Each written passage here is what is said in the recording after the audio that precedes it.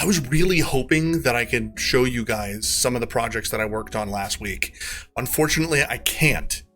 The reason being is my roommate and I collaborated on a work project, and it's very possible that this thing is going all the way to the top for company-wide approval. So, out of respect to my job, out of respect for my roommate, we're going to have to move on. So, that being said, I want to take this video and kind of take from some of the lessons that I learned from the last, which were transitions. Each sequence had a specific transition associated with it, and I wasn't necessarily a fan of how that worked. For something like a training video, that was fine, but for storytelling, I want to improve. So we'll be working on transitions and telling a story. That story of the Spokane River. I'm Enygma. Stay a while and listen.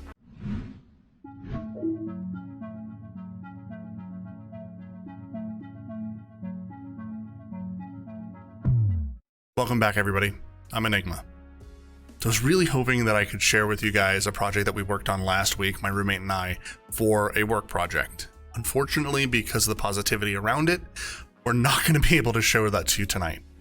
However, one of the things that I was unhappy with in the videos was the way that we were transitioning scenes.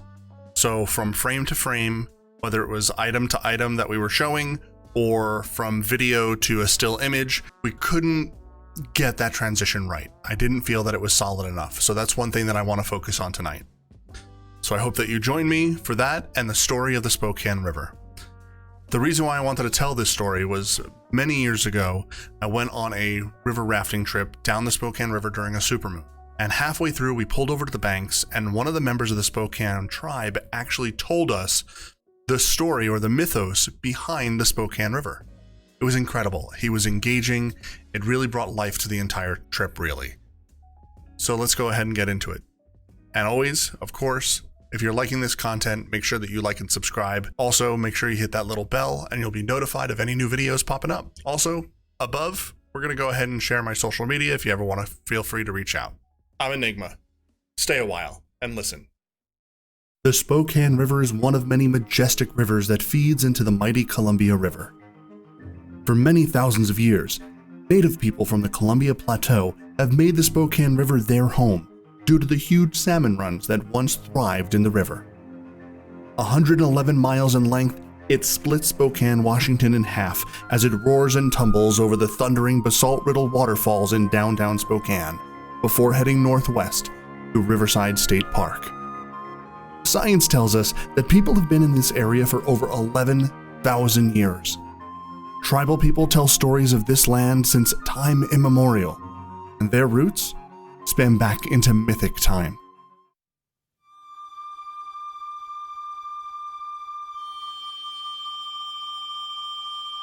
The Spokane Indians once lived in terror of a tremendous monster that lived both on land and in the water. It swallowed all of the fish, the birds, and the animals that came near it. Its claws were so strong that with one pull, it would uproot the largest pine trees. Its breath so putrid that anything that came close would perish. No weapons would stick in its skin, and no hunter had been able to capture it. All people were afraid of him. One day, a girl was picking berries near the river that flowed into the Columbia. At the time, there was no Spokane River. The girl looked up from the berries and saw the monster, lying on a hillside, asleep in the sunshine. The girl slipped quietly away and ran to her village as fast as she could. "I've seen the monster," she gasped, "and it's asleep." The headman of the village called his men together and said to them, "Gather every cord, every rope, and every leather thong in all of the teepees." After this was done, the men walked noiselessly to the hillside where the monster still lay sleeping. There they tied it to the trees and to the rocks. Still it slept. Then all of the people began to beat it with their weapons of war and their weapons of hunting. When the monster awoke, it made one big jump. All of the cords and all of the leather thongs broke as if they were made of grass. The monster turned and ran eastward like the wind. And as he went, it tore a deep channel into the lands. It ran and ran until it reached Lake Coeur d'Alene. When it had reached the lake, the waters of the Coeur d'Alene rushed into the new channel and made a new river, the Spokane River. So there you have it, the origin of the Spokane River. I really hope that you guys enjoyed watching this video as much as I had making it.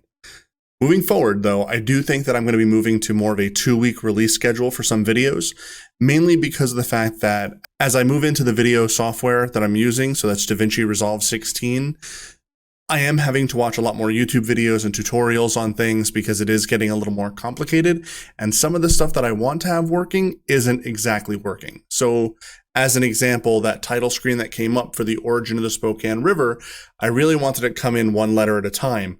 However, for some reason, and I can't figure it out in some of the forums that I've asked, they don't know really either, the R would stay solid at the end of river, and I wasn't able to use that transition, so I had to improvise. So my next video, though, I believe I'm going to work on color correction. I'll probably take some photos that I used from my cell phone, just from around Spokane, whether it is, just pictures of downtown or on hikes that I've done, and see what type of color correction we can do to kind of get some cool effects going in there. So again, my name is Enygma. Thank you guys for joining me on this journey. If you have enjoyed this video, please hit that like and subscribe button and hit that bell to be notified when new videos are coming out. Thank you for your support.